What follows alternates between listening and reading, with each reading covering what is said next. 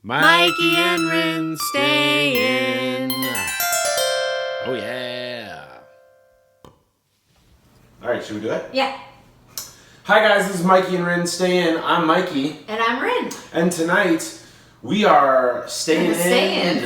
That's it, folks. Thank you so much.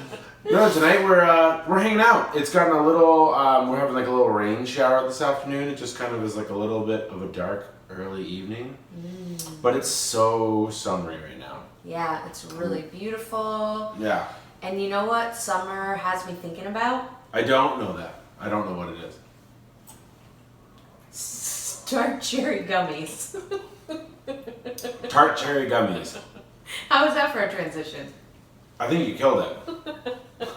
I think Rinne Dog's hungry and we haven't eaten dinner yet. And she's like, can we just wrap this shit up? She just called me. I was downstairs. I'm making these like cornhole boards that maybe I'll post them on our Facebook page. They look awesome. They're rad. For her birthday, her 26th birthday is on the 4th of July. And we're having a party, and so I made these cornhole traps. I don't know what you call them. Wow. Holes? Cornholes? Boxes? Boards? Yeah, boards maybe. Sure. And so it has each of our faces on it, like the logo on our podcast. So it's got like my little cartoon face, her little cartoon face. And I'm like down there like Sheepy loves a project. You do. I feel like I'm one of Santa's elves just down there like painting and sawing and stuff. And so like I could be down there all night and Rinne Dog's like, Sheepy, are we doing this? And it's not because she wants to do this necessarily right now. She totally does. But it's because dinner's afterwards. Oh, yeah. Yeah. Yeah. Okay. Hungry. Well, Let's talk about these, shall we? Let's talk about eating our feelings. yeah, let's talk about that. So yeah, recipe every week. That is something delicious, nutritious, yum yum tum tums. Yeah. Okay. So this one is really fun because there's basically 2 ingredients, potentially 3 if you want a little more sweet. And for those of you that aren't listening with your eyes, you can see we cut them into the most boring shapes of all times. They're just little circles. They're cool though. Yeah. Jiggly wiggly circly toys. Totally. So these are little gummies. They are not unlike the Jell-O of your childhood. Yeah. Right? The Jell-O of my childhood was not that color though. Like this color is like it's like a rich, I mean it looks like real cranberry juice, right? Yes. The Jell-O of my childhood was electric blue. Yes, definitely. Electric blue raspberry. 3 things that don't go together. Electric blue raspberry. Right. No blue raspberries. Nope. What the fuck is that color and why has that become the like universal color for raspberry? God, that was my favorite one though, and we used to, not in my childhood, well I guess it still was my childhood maybe, we used to mix that with vodka. Oh. Shout out to you, Janine and Angela, if you guys are listening. Yeah. And Danielle, you were there. And that would be our drink. That is disgusting. Wait, you mean you make Jell-O out of it or you just mix it into the vodka? Yeah, correct. Oh, and not fridge it. Right. So what would it do? Would it get gloopy? I can't remember. We should try that. I know, we should try it. Is that, not a doctor, is that helpful for making a baby? Jell-O and vodka? Maybe that's what we're missing out Jell-O on last powder year. and vodka, not like vodka Jell-O shots. I did plenty of those in my day. That's why it's taking us so long. Right. Because we're dumb drunks. So anyway, these gummies are really special because they are contain just tart cherry juice and gelatin, like real deal grass-fed beef gelatin. And that's awesome. They're the easiest things to make. Essentially, all you do is put the ingredients in a pan, heat it up so that the gelatin dissolves. And then we lay it in a, sort of glass, like pie pan, casserole dish. Pyrex, yeah. And then you can use fun little shapes to cut them out. We just use, what are those little things? Ring molds? Ring molds. Yeah. And they're really yummy. You can They're add a little delicious. more sweet if you want, honey or stevia or whatever your kind of sugar poison is. And yeah, they're really, really good. I especially like these ones because they are tart. Like they're not super sweet.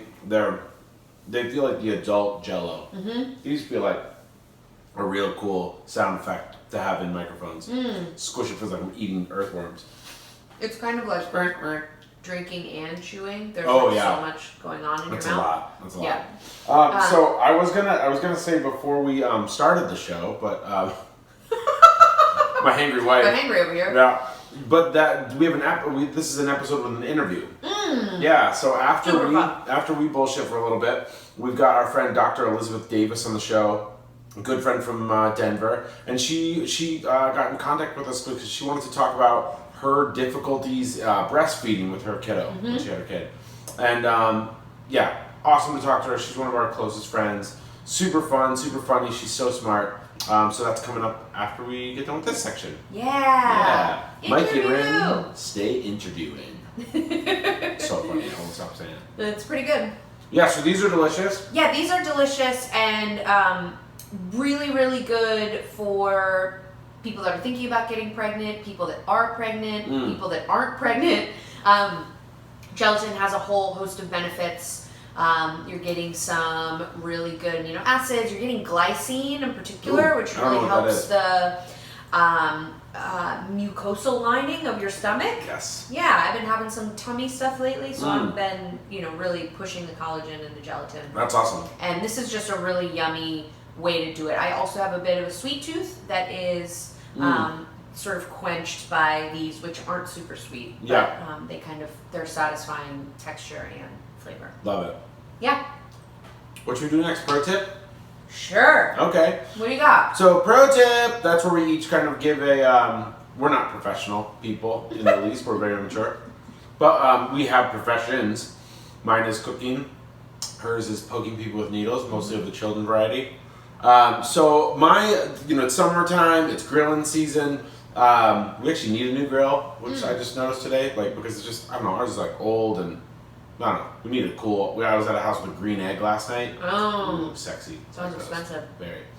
But I'm gonna do the knockoff version, which is just it's a green plastic trash can. And you just light the garbage on fire and then just cook your steaks in there. Cancer. So, but my thing lately, even though it's grilling season, burgers are better on a griddle. We have a griddle in the middle, but you got much back. We have a griddle in the middle of our stove, but also a cast iron pan or whatever. I mean, a grilled burger is delicious, but my favorite burger as of late, and I've been preaching to everybody, whatever fat content you're comfortable with, the higher the better. Yeah. If I could do 60-40, I probably would. But let's say 80-20, 90-10 is fine too. But just loosely pack your burgers, so just don't mush them together into a full patty. But you want them to be kind of like a donut almost, so smaller in the middle, bigger around the edges. Kind of a weird one. Or you can have them a little bit baseball-y. And super loosely packed, even with kind of some of the meat hanging out like octopus legs. And then what I like to do is get the griddle blazing hot, and then put them on the griddle, and I use actually this cast iron weighted press that I put on top of it, and I just press them right at the beginning. That's the smash burger method. So you just smash them right away, and then they get a nice sear on the bottom, and then you let them roll for a little bit, and then flip them, and then don't press them again, because that's when you start to lose juices, but you don't lose juices in the beginning. So that's why you do it first thing. You do it first thing, yeah. But it just makes for such a better burger. It's got this crispy, the Maillard reaction is the reaction like caramelization, but it's with proteins and meat.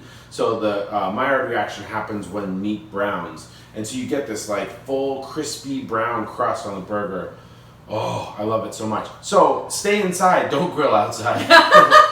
But take all your things, grill your corn, grill all your vegetables, do all that stuff, grill your romaine for your salad, but then do your burgers inside. Okay. Yeah, so that's my pro tip of the week, and I've been in burger loving mode. I love it. Totally. Great. Yeah, I saw you cooking them like that the other day, and I thought that it was curious because we do have a grill. Whoa. But the burger was freaking delicious. Oh yeah, I grew up. A woman in my family, Rosaline, she's from Ireland, and she would cook these delicious burgers at my grandma's house, and she would cook them in a cast iron skillet. And I was always like, ew, you're supposed to grill burgers. Right. But then they were always, and hers were maybe a little boiled. They would there would be a lot of grease and stuff in the pan, but they were still super, super good. And I think I tried it maybe when I was out of propane a couple times, but never really did it right. So this technique is the shit. I'll put it in our show notes. Great. Yeah. What you got for pro tips? Okay, my pro tip this week, as if you guys have been listening, you may know that I am a vain individual. No, you're not. I love beauty products, I love skincare products, I love anything that has to do with makeup and hair and making myself remain as youthful as possible. You look really good tonight. I just wanted to say that. Oops. We both might cry about it. You both might cry. That Thank necklace is really awesome. I love that. Fun, right? New purchase. And your hair's looking right. Thanks. Okay. Thank you. I know, I'll always feel young with you. Oh, forever young. I have had a little bit of a, I'm turning 39 this week and I'm feeling like, whoa. Yeah. For the first time, that feels, older. I know. I think it's especially because we are trying to procreate and there's a lot of reminders of how old I am while we're trying to do Sure. that. So, From everyone. yes. Healthcare professionals, geriatric pregnancy. Yes, well, I am well into a geriatric pregnancy. Oh, I know. now. But what a dickhead. We probably talked about that on the show before, but like, of course, a dickhead male doctor Sure. called it geriatric pregnancy. Right, sure. Like, oh, you're doing a wheelchair pregnancy? Right. Oh, you got your spider? You're going to be shuffling along. Well, in that vein, thinking about wrinkles and sagginess and all the things, there's my pro tip for this week is a technique that's called facial cupping. Mm. And for those of you that are watching, you can see these little sort of cone-shaped objects. These are little cups that you can use on your face. So cupping is something that's used in traditional Chinese medicine, in acupuncture, typically done like on the back, on the shoulders. Michael Phelps. Yes, like if you've seen, Michael Phelps at the Olympics and he had those big circular kind of bruise-looking things, that was cupping. And so what cupping is meant to do is really improve circulation, get blood and oxygen to places where it might not be getting.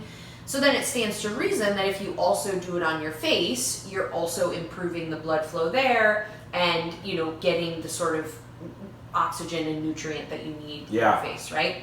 And so this is sort of a pro tip and a bindle. Oh, there we go. A prindle. Ooh, Prindle.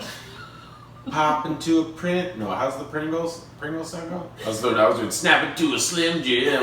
Something. Prindles. Prindles. Yeah, so this is my combo because these little cups, silicone cups, you can get them on Amazon, you can get them other places. They're super cheap. Yeah. And they last forever. And They look like little sex toys. they probably could be used for that too. Definitely could be. Sit on this and rotate. Sit on this, rotate, put it on your nipple. Yeah, sure. So there's lots of uses for them as we're discovering. Without a base, without a trace though. It has to have a flared base, which this does, because if it doesn't have a flared base, it's gone without a trace. Ooh, that sounds terrible. Yeah. The butt plug world can be fierce. Tune in. Okay, I'm getting back on track here. So these little facial cups, they're silicone. And I was thinking specifically about these because a lot of the products that I want to use, I can't while I'm getting pregnant. So, or while I'm thinking about getting pregnant. So your retinol products, things that are really seriously anti-aging, you probably don't want to use. There's certain acids and stuff that I'm still using that are perfectly safe. Sorry for knocking the microphone. But this is a really nice way to kind of cover your anti-aging bases in a really cheap way. Oh, yeah. And then also in a way that is super safe too. So I'll see if I can find a really good video and link it on our show notes. But essentially, I use this kind of bigger cup on my forehead and on my cheeks. And you always want to go sort of out from the center. And, you just stick it. I don't have any oil on my face. That's kind of key, is to put a little, like, jojoba oil is really nice. Sure. Put a little Coconut. oil down. Coconut oil, I tend to get breakout from coconut oil, but if you're not one of those people, you can totally use coconut oil. Okay. And then you're just going to suction the cup and you're going to slide it out along, places where you would get wrinkly. So forehead, you can do it right under your cheeks. Around my eyes, I go a little more gently and I just sort of... Leaving it fully suctioned. Yeah, leaving it fully suctioned, and then you just gently sort of pull away. And what I like to do is hold on to the skin. So I'll place the cup, I'll sort of put my hand, you guys can see this on the video, put my hand in front of the cup here, and then drag it along. Yeah, kind of hold your skin in place. Yeah, so that I'm not like yanking on my skin, Sucking right? your chicken skin off of your face. Exactly. That's a little counterproductive. Skin if you're vacuum. doing that. Yeah, that's true. And then with this little one, I like to do that around this area that is called like the nasolabial groove. Fuck yes, it is. You're welcome for that one. Nasolabial. To the rescue! Vagina on your face. The nasolabes. Nasolabes. And so I like to do that along that area. And so, you know, this is going to make your skin look nice and plump right after you do it. It's not going to last for very long, but you can totally do this on the daily if you have Cool. Yeah, do it before bed. So that's my Prindle of the week. That's good. All right, I'll do a quick bindle because we want to get to our interview. So my bindle of the week is consignment stores. They're the shit. So we've been, giving away, stuff like kind of seasonally or like every summer or whatever. I feel like we give away clothes that we do like year rule. Sure. Like if you haven't worn it in a year, you got to give it away. And so, but there's like some stuff that's like nice, and you can sell it. So I sold some stuff back to a consignment store today, and I got like this fly army fatigue. You are looking fly too. Look at you. Got this fly jacket. Yeah. And got some more bucks, and I don't know, it was awesome. And the other thing we did was Rinne got a costume for a party, for like a 70s party, and then wore it once, and then we took it right back, and we got like more than half of what we paid for it. Great. From the same store. So I like it. That's a good bindle. Yeah, but consignment stores, I know, obvious, whatever. Go fuck yourself. It's awesome. I think it's great. And then I also, and then definitely give stuff away too. Give stuff. Goodwill, I've been having a weird thing about lately. Yeah. Someone was telling me all about the CEO actually makes a lot of money and they're like totally for profit, and I'm like, that's bullshit. Right. So we're just giving them stuff for free, and then they're making all this money and it's going into some. They're marking it up, 7,000%. And this dude's making $20 million a year or something. Right. I don't know. I haven't done my research on that, but yeah. Oh, should we talk about the thing? What thing? Well, we were gonna do how the South is fucking up this week. Oh, yeah. Okay. Well, let's do it. Okay, so just real quickly, I heard this story on Mike Pesca's show, The Gist, the other day. But and this is just, was it Alabama? It was Alabama. It was, yeah, of course it was. Of course it was. So totally crazy situation, right? And you'll understand why this is something we talk about on the show. But 5-month pregnant woman who was 5 months pregnant, got into an altercation with another woman. She was then shot by that woman, and in the process, after she was shot, the baby died. Right. And so the woman who shot her wasn't able to be charged. Right. And then the woman who was shot, who was the victim, was charged with manslaughter because the baby died. What the fuck? And the reason this could happen is Alabama's archaic, stupid laws about restricting women's health said that she's supposed to be this perfect vessel or this health vessel that keeps the baby safe. So because she got into an argument and then got shot, she's at fault for the baby's death. That is so insane. Wow. That's like the most intense blame the victim version of that Totally. I've ever heard. That's insane. This law would affect all women, but do you think that this woman was of a particular race? I would imagine, yeah. Oh, it's odd. Yeah, so both women were black, and I don't know, Alabama. Maybe they just were looking for a way to put away at least one black woman. But yeah, this woman got charged with the manslaughter for the death of her baby. We should find the article and I'll put it up. Yeah, because it's just completely. But these are the real world consequences of these crazy laws. Right. And this is like, when people, I remember one of the touchstone points for me, like around marriage equality, was like, it's one thing when they were talking about, like, yes, these are two people in love that want to get married. Mm-hmm. Those are like, that's enough of a reason to go for marriage equality. Mm-hmm. It's a very human thing to support. But there was so many stories about, a couple, and they weren't able to get married, and then one of them got really sick, and the other person didn't have any rights, couldn't see them. And I'm like, these are the human, real-world consequences of these crazy, arcane laws. So think about it. Right. Anyways, That's our thing. South, pull it together. Alabama, I'm fucking looking at you especially. Watching you. Okay, so for a transition, let's go to our interview. Let's do it. If you would like to be on our show, Yeah. write to us. Let's eat at Mikey and Rinne Stay In. If you have a story that you feel like isn't a story that's told, we would love to hear from you, Yeah. old man. Yeah. Yeah. Yeah, love to hear from you. So this is our interview with Dr. Elizabeth Davis, great friend. Easton, right? Oh my gosh, I said Elizabeth Davis. I said that's her maiden name. Oh, fair maiden name. God, that's another fucking, I don't know the origins of that shit, but no, maiden name. No, so Dr. Elizabeth Easton, Dave Easton, her beautiful husband. But this is our interview with her, and it's wonderful and it's fun, and Super Enjoy informative. it. She's such a smart, incredible, funny woman, and yeah, we hope you enjoy it. yeah. And we'll be back next week. I'm Mikey, And I'm Rinne. and tonight, we're gonna stay in. Ah, Ooh, I think I hit that note. you did. Bye. Hi guys, Thank it's you. Mikey and Rinne Stay In. I'm Mikey, and I'm Rinne. today we're having another Mercy interview. Mikey and Rinne Stay In interviewing with our friend Dr. Elizabeth Easton. How are you? Hi, everybody. I'm good. How are you? Thanks for having me. We're grand. Yeah, super. Better now that I see your cute face. Aw, that's sweet. So, as usual, I'm an unprofessional audio engineer, so there might be some blips and hiccups and things that you hear or see in the recording. So, if you don't like it, fuck off, go listen to something that's better made. But if you want something that's really entertaining, stick with us.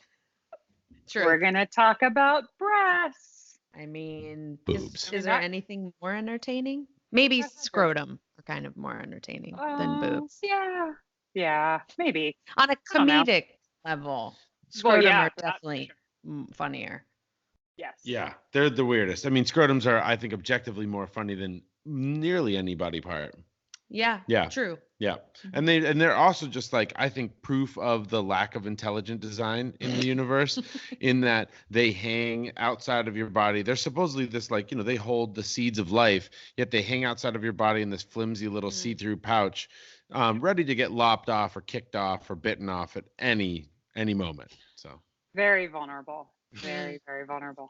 I'm not a doctor. But you are. And why don't you tell us a little bit about that? What kind of Yeah. doctor are you? So I am a pediatric psychologist. I specialize in eating disorders, and I've worked with kids ages 10 to 18 for about, a decade.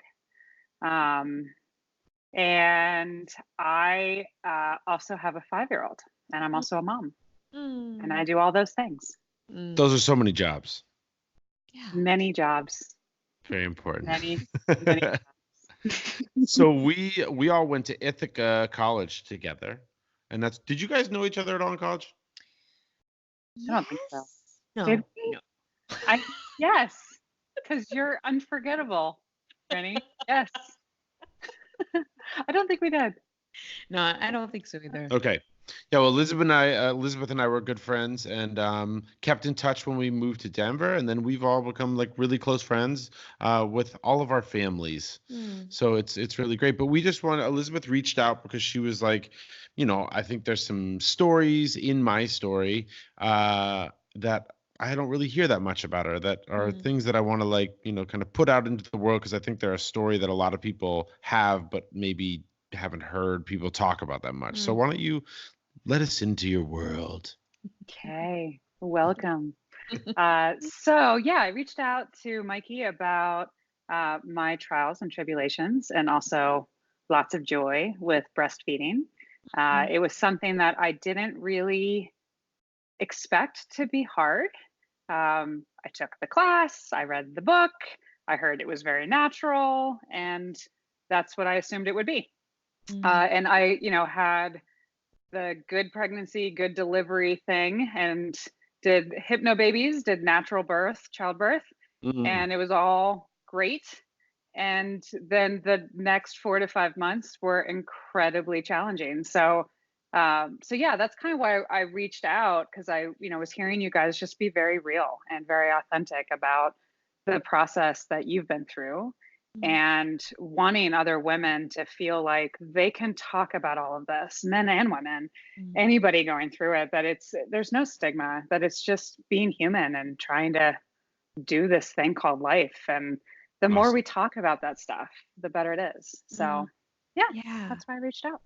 That's great. It's interesting that you talk about breastfeeding specifically being this, something that like you just do, and you happen to like read a book and do some research. But I think for a lot of women, it's just going to happen, right?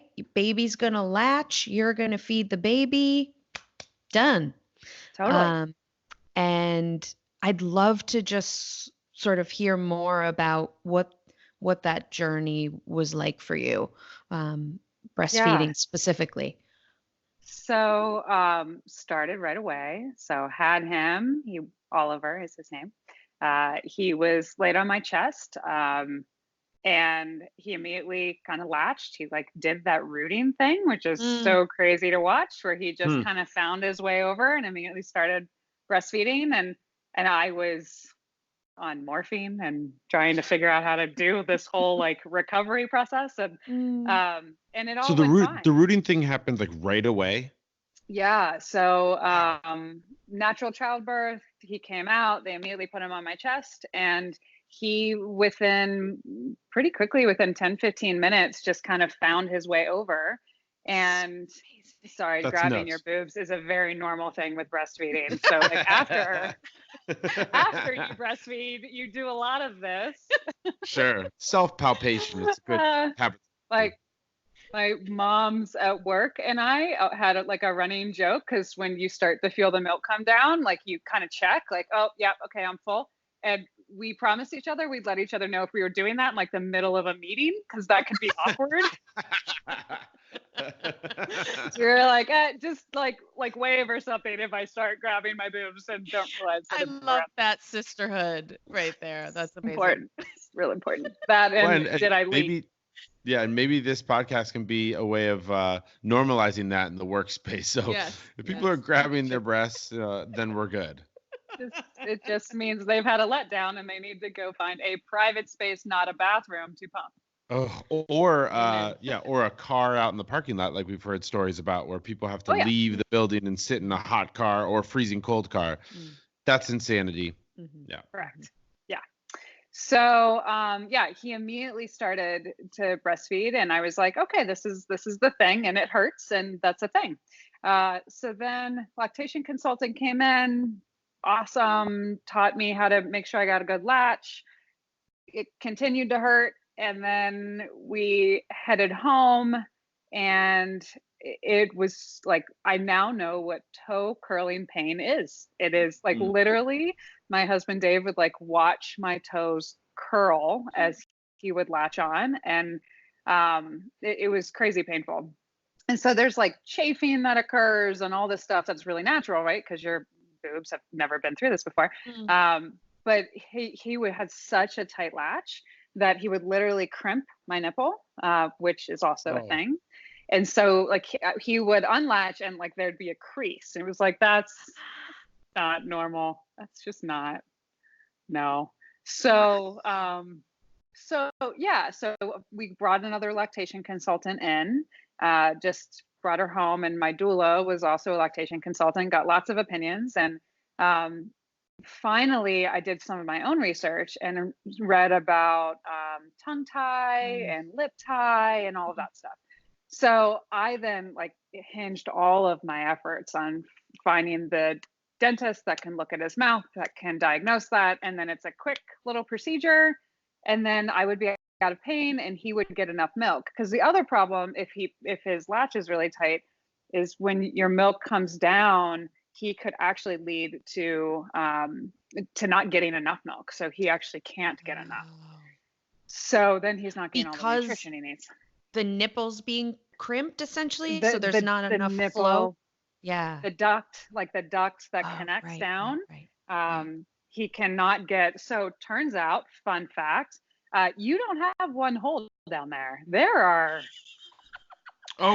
so many holes. Oh, see, I didn't know comes that. out of so many holes. Yeah, this was something I actually knew about from something. It was either like a podcast or a movie or something where they talked about that, where it was kind of like if you just have like I think it's like hedging your bets almost from like a body creation point of view. Like if you only have one hole, the chances that could get infected or blocked or whatever. So it's like just make it like a sprinkler that you're running through in the yard. It is. Yeah. No, it's like hot shower summer head. day. Yeah. Woo! All right. So yeah, so many. Fascinating. I mean, we walk around, Ren, carrying these things, and we don't know every day. We don't know Right. until a lactation consultant gets your pump going, and you see, it's Wow. It's amazing. Well, there's so many of the things about like the human body that it like if you and this is I hope that our friends that aren't going to have kids or whatever are listen to the show and know that we're also talking about just human existence. So I hope that you feel welcome. But like I think there's a lot of these things like in your body that they don't get turned on. Like they're made for baby time, and so they don't really get turned on, or like you don't even think about them until it's like, oops. Now it's like my nipple is spraying it in 50 directions, or like what I learned that like, oh, actually there's like 30 days a year basically that like a woman can get pregnant, as opposed to like I thought it was 462 days a year that a woman was like wah, wah, wah, like just ready for sperm pregnancy instantly. So Always ready. not a doctor. So yes, the crimping can crimp some of those ducts, then the milk doesn't come out, then the body doesn't learn that you need that milk, so it doesn't produce as much, which is also crazy. The body learns by how much is pulled out of the ducts, how much it needs to make in reserves behind it. So you can get plug ducts, which is what I had. I probably had 1 to 4 plug ducts a day. Oh. And they're like bruises, again, grabbing my boob. So your ducts run this way. So those of you on the podcast, so sorry you can't see me grab my boob. So the I'll pull up ducts run illustrations. down. Oh, that's nice. You could Yeah. do like a little cartoon. Hand drawn, yeah. Yeah. So then you feel like a lump where it's kind of clogged, and then it feels like a giant bruise, and that's what can lead to what's called mastitis. So if you don't get the duct unplugged, then it can get infected. So so basically I walked around with a bunch of bruises. Ollie wasn't getting enough milk. I ultimately felt like a giant failure. Like, this is supposed to be natural. Like, this is just supposed to happen. What am I doing wrong? So, went in and found the dentist, looked for the tongue tie, lip tie, and there wasn't one. So the thing that could have relieved it all was not the problem. So then I realized, okay, we had to make the really hard decision. So went to the follow-up appointment with the pediatrician. He's not gaining weight the way he needs to. You need to start using formula in addition to breast milk. So it was this, like, everything in my motherly instincts that I had for, all of 5 minutes was saying absolutely not. Breast is best, natural is better. He's not going to get what he needs. This could lead to all these health problems later. And I could still provide some milk, but actually breastfeeding was really hard and painful, and I'd have to just always supplement in with some. So the first time we had to give him a bottle, we gave him breast milk that I had pumped with supplement that I had like researched up the wazoo, like the most natural supplement I could possibly come up with. I live near Boulder, it exists. So mixed it, and Dave gave him his first bottle, and I just wept. Like, just shame spiral, fear, all the things, which was stupid. now that I look back on it. It's so stupid. My son needed nutrition. He needed food. And we are smart enough to have figured out a way to feed these babies. Right. Yeah. Where it doesn't work naturally. And yeah, do your research and look into stuff that they put into the different types of formulas and all of that. But at the end of the day, food is best. Nutrition is best. Like growth and development is best. So, so remember, ladies, you go through this, you're also very hormonal in that time. And the world feels like it's caving in all the time. So I looking back on it, I think that was part of it. And then there's also what we do to each other and to ourselves with the judgy. Well, this is what you should be doing, and this is, oh my gosh, don't do that, and all the things, all the listservs and websites, and so you also have to be careful of your filter as you're making some of the decisions too. So. Yeah, totally. Do you feel like you got some of that from your lactation consultant or a medical provider or friends or some flavor of like, ugh, she's not the best mom, she's giving him formula or whatever? I don't know. I mean, I think the lactation consultants, I think where they failed me a little bit is to not put that out there as, hey, this may come up and you may have to and heads up, this is hard if you continue to have plugged ducts, if his latch continues to be the way it is, you're going to have to potentially make this decision, and here are the things to consider with that. So just not bringing it up and it's making me feel like, well, God, I must be one of the only people going through this if this isn't like a regular thing, right? And then so the work I do is interesting with this because in addition to eating disorders, I also treat kids with feeding disorders. So the difference real quick, eating disorders, the child wants to lose weight and sees their body as distorted. So they see their body bigger than it actually is. With some of the feeding disorders, there are a variety of reasons why these kids can't eat, but it's not because they don't want to. They want to gain weight and they see their bodies normally, right? So we brought a dietitian in to do a training on feeding disorders, particularly kids with, and you know all about this, Rinne, sensory issues and kids that can't eat because of sensory aversions or OT, so occupational therapy needs for actually how to chew and swallow, which is actually more difficult than we all think. So we brought this dietitian in, and as she's talking about working with some of the pediatric patients she's had, she mentioned something about formula and says, well, I mean, that's like the Doritos for babies formula. Wow. I was like, okay. And that was around the time that I was back at work. So it was a couple months after I had to start supplementing at 3 weeks. So this is now several months in, and I'm like half and half, or maybe even more formula at that point. And I remember looking at her and thinking, okay, she doesn't know me. She doesn't know my situation. Yeah. She also doesn't necessarily know best.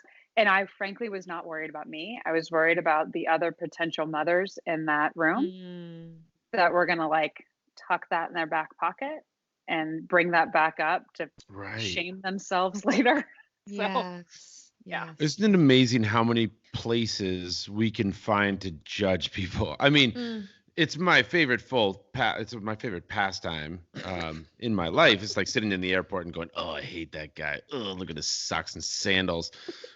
But I mean, especially in the like making and rearing children world, there's nothing. And I know that this is just one example, but it's like, I know that there are just so many things that's like, oh God, I see parents judging other people's parenting just nonstop. And I'm like, hey guys, we're all just trying to get through. And they have this screaming mouth to feed. Like, give them some grace and space.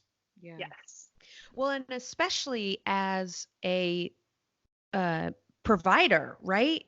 She's theoretically going to be counseling parents and right as a dietitian. And so to have that, to be already oriented towards this is bad and this thing is good, you're really doing a disservice, it seems like, to the people that you're going to serve. And then also you've got to blast radius now when you're giving talks and all that, right? Yeah. Yeah, and the kids she treats, you know, often were preemies and weren't able to have, you know, and depending on your social economic status, like if you have access to milk banks and all of that. So, you know, ultimately what I've learned, you know, around people who are judgy, is I think it comes up the quickest and the most intense in the places where you are actually insecure yourself. So when you're pointing fingers, right? So the old line really often used in substance abuse world is blame is the guardian of self-blame and fear and helplessness and hopelessness. So I've gained compassion for other parents or providers that I come across who do judge other people, because I feel like they would have no drive to do that unless there was some iota of insecurity for themselves that they're kind of needing to get out. Yeah. So. I will say that like after Rinne had the miscarriage, you know, we watch a lot of like prestige television. You know, Elizabeth, we're always talking to you about what we're watching. And like 3 out of our like 5 shows we were watching in the next couple episodes had like intense jokes about miscarriage. Yeah, totally. And I was like, you know, and before the miscarriage, I probably would have been like, ha ha ha, you know, and I think miscarriage is like, it's a punchline because it's scary on some level too. It's like, oh gosh, I don't ever think that that'll happen to me, or I never want it to happen to me. And so like, we can make fun of it because it's so scary, but it was so, I mean, it felt like a sharp knife at that point. And I was like, all right, you know, hey, male writers and male jokesters, like, let's just understand that this is fucking scary and happens to a ton of people. And so, I don't know, just have some compassion. It's also amazing when you're going through something painful, the lens that you see the world through suddenly like filters out all this other stuff and only allows you to see the stuff that like relates to your pain, right? Yeah. Like it's also the same when you're looking like for a couch or something. Like all you notice is couches. You're like, ooh, I've never noticed the couches in my dentist's office. right. Oh, totally. Yeah. Well, I mean, I think, go ahead. Yeah. Oh no, I was actually just going to really thank you for sharing this story with us. I mean, it's like, you know, it's intense. Yeah. It's all the things. It's super personal. It's the most personal thing you can talk about. So, I mean, I breastfeeding is one of the most beautiful things ever. And I mean, let's face it, I wanted to keep doing it because I'm an oxytocin junkie. Like the love hormone that you experience is why people keep having babies, because, you know, the actual process of it is hard. So the oxytocin is pretty awesome. So right up when it needs to. So I did keep breastfeeding. I breastfed him until 9 months. And the toe curling pain stopped around 4 months when his tiny little mouth got bigger. And yeah, for anyone out there who has experienced it or may experience it, you just learn a lot of techniques to massage the ducts to get the clogs out. You heat, you cold, you do all the things, and you can totally get through it. And if it's important enough to you, then great. And if your own sanity and psychological well-being as a mom is suffering, then you're not going to be able to connect to the baby anyway. So mama's first. Like if it works for you to keep going, great. And if it doesn't, it's okay. The baby's going to be fine. They're going to get all the nutrients they need. And your love and well-being is what's going to help them the most, speaking as a psychologist. It's not just the milk that leads to all the well-being. It's your well-being and connection. So I cried when I gave up breastfeeding when it was just time at 9 months. And even though it had been probably one of the hardest things I'd ever faced, the most shame I had ever faced, it was a beautiful thing.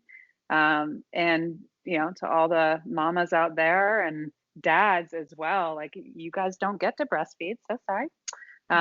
It doesn't matter. I mean, your love and connection with the kiddo is going to kick that oxytocin up no matter what. And you don't have to breastfeed to get it. There are lots of other ways. So yeah, that's my PSA. That's a great way to leave it. Hashtag mama first. I think that's what you said. Yeah. I loved that little nugget. Because I think that gets lost, right? Oh, of course. Especially kind of postpartum care. And it's like, how's the baby? How's the baby? How's the baby? How's mama? Yeah. My first question is, how are you? Yes. Okay, cool. How's the baby? Yeah. Yeah. That's great. Well, you are a sage and amazing woman. So thank you for being here and sharing with us and our listeners. And there was just like so many nuggets in there. Oh, yeah. I really appreciate it. You're well spoken. Boy, thank you. Thank you so much. We needed you on that debate stage last night. Oh, boy. Yes. Yes, we did. Yes, yeah. Awesome. Hey, you guys are doing awesome. Thank you so you. much for doing this work and representing. We love you. Thanks for being our friend. Thank you. Bye.